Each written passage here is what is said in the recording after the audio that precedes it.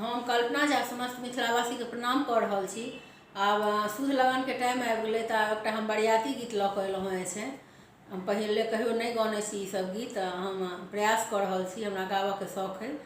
तऽ हमर सासू माँ हमरा सबटा लिखा कऽ गेल छै, हुनकरवला किछु किछु हमरा यए, तऽ अपने सबके बीच प्रस्तुत कऽ रहल छी हम। तऽ आउ सुनी जे छै से केहन लगैए ई गीत। हमरासँ कोनो गलती होय तऽ एहिके लेल क्षमा चाहै छी सभगोटेसँ। तऽ आउ सुनल जाय गीत। सब बरियतिया के लाले पीरे धोतिया, उजड़हि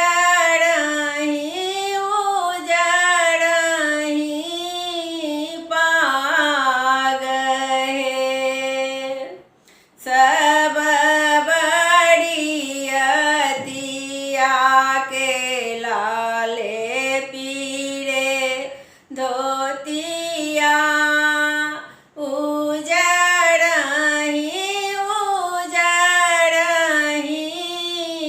पाग हे।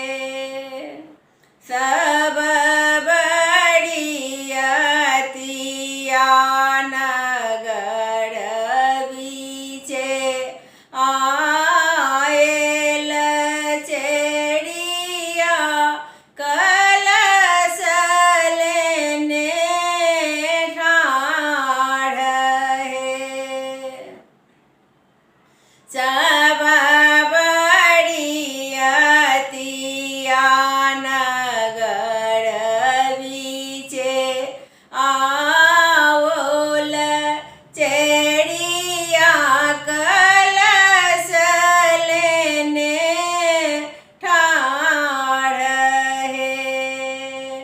देव उगे चेरिया सोने के गेरुलिया, मोराया गुसीता बखानु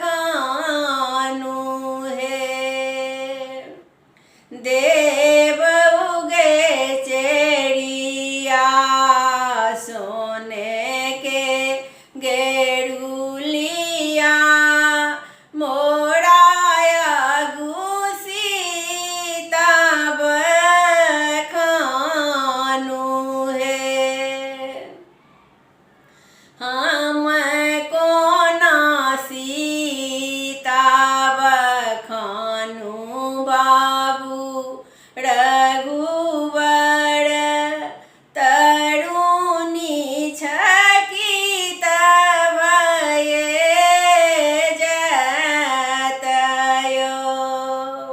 तरुणी छकित हैत चाँद मलिन हैत, मेदनी उठत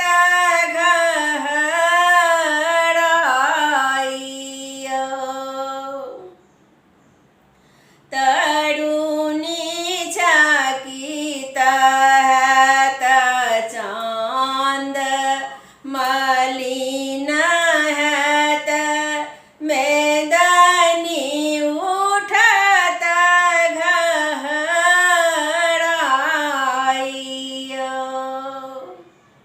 जब बरियतिया